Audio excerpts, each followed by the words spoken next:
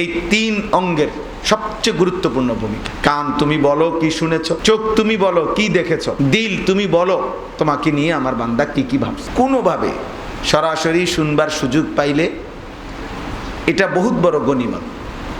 এই সশরীরে উপস্থিত থাকা মানে চোখ দিয়ে উপস্থিত থাকা। কোরআনুল কারীমের মধ্যে আছে, আল্লাহ তাআলা বলছেন, ইন্না ফি যালিকা লাযিকরা লিমান কানা লাহু কলবুন আও আলকাস সামআ ওয়া হুয়া শাহীদ। আমাদের খুলনার হযরত বলেন, এটা আরিফ বিল্লাহ হযরত মাওলানা মুফতি নুরুল আমিন সাহেব হযরত সবসময় বলেন এটা, যে এই তিন জিনিস যে ব্যক্তি তার অন্তর, কান এবং চোখ, শাহীদ মানে হলো উপস্থিত আর কি, নিজে তো উপস্থিত মানে হলো উনি চোখে দেখতেছে।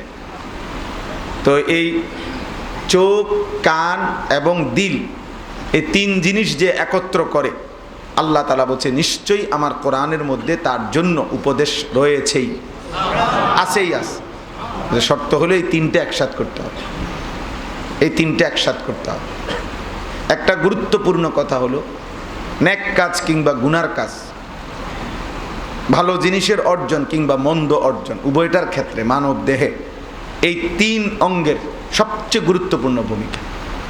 প্রতিনিয়ত ভালো কিংবা মন্দ অগণিত জিনিস আমরা কানে শুনতেছি, চোখে দেখতেছি, হৃদয়ে লালন করতেছি, এটাকে ধারণ করছি অন্তরে।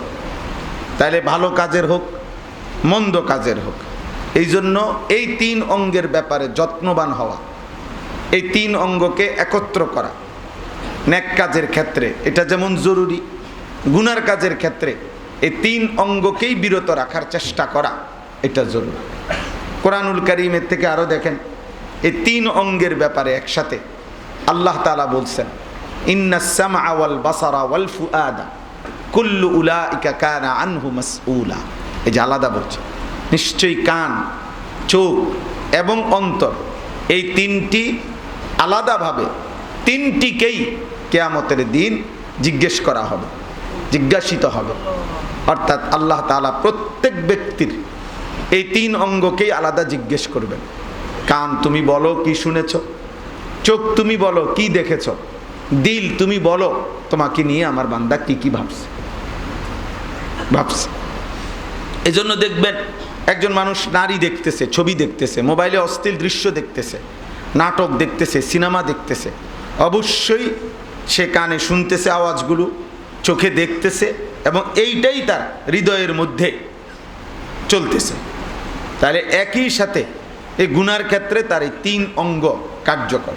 বিষয়টা কোনো এমন না যে আমি এনে বসে বসে মোবাইলে নাচ দেখতেছি আর ভিতরে ভিতরে জিকির করতেছি, এমন কোনোদিনও সম্ভব এটা বলেন? বোঝা গেল একই মুহূর্তে এই তিন অঙ্গ গুনার কাজেই ব্যবহার হইতেছে, গুনার কাজে ব্যবহার। আবার আলহামদুলিল্লাহ এখন আমরা এখানে বসছি, এখন আমরা যদি কানে শুনি, চোখে দেখছি, তো অন্তরও এটাই ধারণা করছি যেটা এখন হচ্ছে, বলা হইতেছে।